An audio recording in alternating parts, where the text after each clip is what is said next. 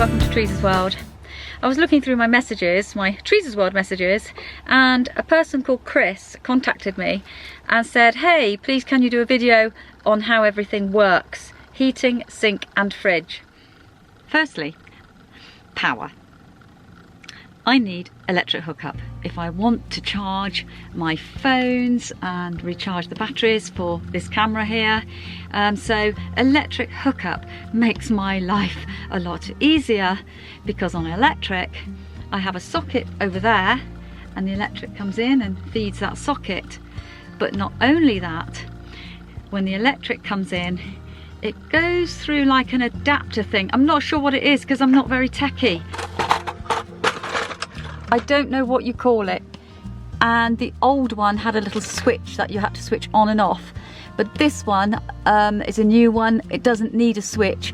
As soon as I plug into electric, it diverts electric to my leisure battery and keeps the leisure battery topped up. When I say leisure battery, you might not understand what I mean. This van has two batteries. The leisure battery powers your lights and the fridge if you're using it on electric, all those electrical things in your van. The vehicle battery powers your vehicle, you know, to start up the vehicle. Two separate batteries. If your leisure battery isn't receiving electricity from your electric hookup, i.e. via that box, and it's being topped up by the electric hookup, it will automatically, when it gets low, start taking power from your vehicle battery, and that's when you get a problem. So if I'm at a festival, like I was at the festival, at the Dubbed Out Festival, I start worrying. I start thinking, oh, I haven't used too much electric, like lights and things, have I? Because I don't want my leisure battery to start draining my vehicle battery, otherwise the van won't start. You've got to look after that leisure battery, because the leisure battery is powering your lights and the things inside your van. So I've been caught out many a time, only because it's my own fault, you know, where the van won't start. One of the things in this van to remember is that the radio, your van radio, that's not off the leisure battery, that is off your vehicle battery. Went to start the van, flat battery. And it's always my fault when I have a flat battery. Lights.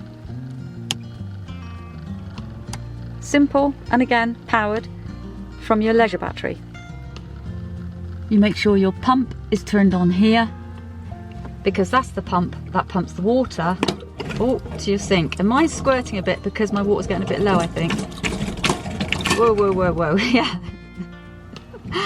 Power for that pump is coming off your leisure battery. Obviously, your sink needs water. So before I leave home, I put about, oh God, how many? Probably about 10 gallons of water into the van. Probably not as much as that. I use a watering can, actually. It's a clean watering can, and I use that to put water into the tank, and I'll show you where that is. I don't drink that water. I only use it to like wash my hands or swill a cup out. Here's where I put the water.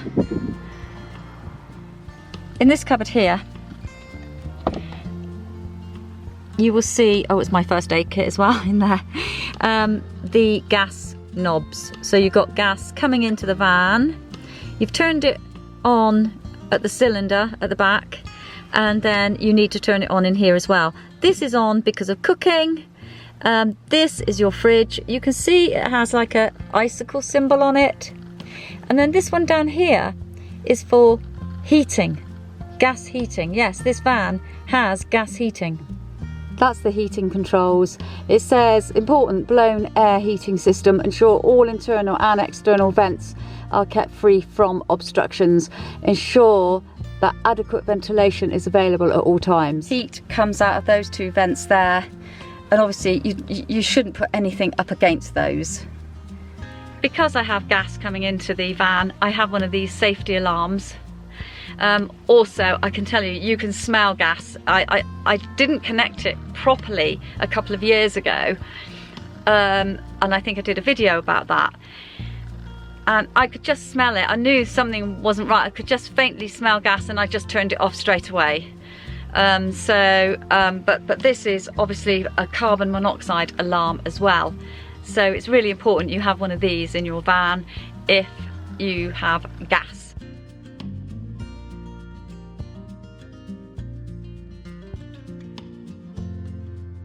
So let's talk about the fridge. The fridge in this 1994 Trident AutoSleeper is what you call a dual fuel fridge.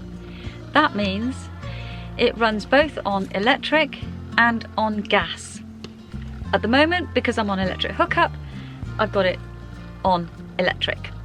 But when I was at Dubbed Out, the festival, I actually was using the gas, and it was brilliant.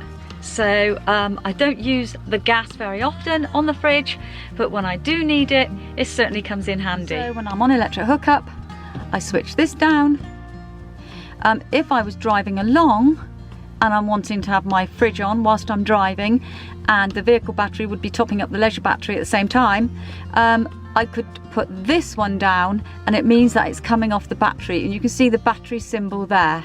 With regard to what number to put it on, I have in the past put it on number 4, and I find this particular model, this particular fridge of mine, starts freezing things after a day or two, 24, 48 hours. So I use number 4 first initially, and then once it's got quite cold, I then drop it back down to 2. Inside the fridge, at the bottom, in the left-hand corner, is this little window. Now, when the gas is on, you should be able to see a little flame, tiny little flame glowing. But to be honest, I have to say, I find it really hard to see. Can you hear that clicking? Tick, tick, tick, tick, tick, tick, tick. So I push this down and I can hear the clicking. Click, click, click, click, click. When I push that in, hold it in, when the clicking stops, then the pilot light has caught, okay? So it's ignited. If you want to double check and make sure that little flame is alight in that little round window, then by all means do. I mean, you can lay there and look and go like this. I tell you, I have a job to see it, but I've realised that that's a safety mechanism. And if you hear that click, click, click, click, click, click, click, click, click, then the pilot light has gone out inside the fridge. So that click, click, click, click, click, click, click, click tells you that the pilot light has lit as soon as it stops clicking. By the way, I love gas. I love cooking with the gas. The gas hob and the grill is brilliant, and I will show you those now. So remember, you've got your gas turned on from that little cupboard I've just shown you. So that's your gas hob, which is like any other gas hob, and then you've got your gas grill there. I'm going to show you a little tip on how to light this grill. If you look down here, this is the base of the grill, and you can see the reflection of the little pilot lights and things at the top here. Oh, excuse me, honestly, I need to do my nails, look, God. So I'm looking at the reflection, okay, of where my match is. And when I put the grill on, I can see it light up in the reflection. There we go, it's a light, and you can hear it as well. See what I mean? You can see the reflection here of the grill above. Thanks for watching Teresa's World. I hope I've answered a few questions for you, Chris. And yeah, happy travels. I'm not sure if you've got a camper or not. Maybe you're thinking of getting one.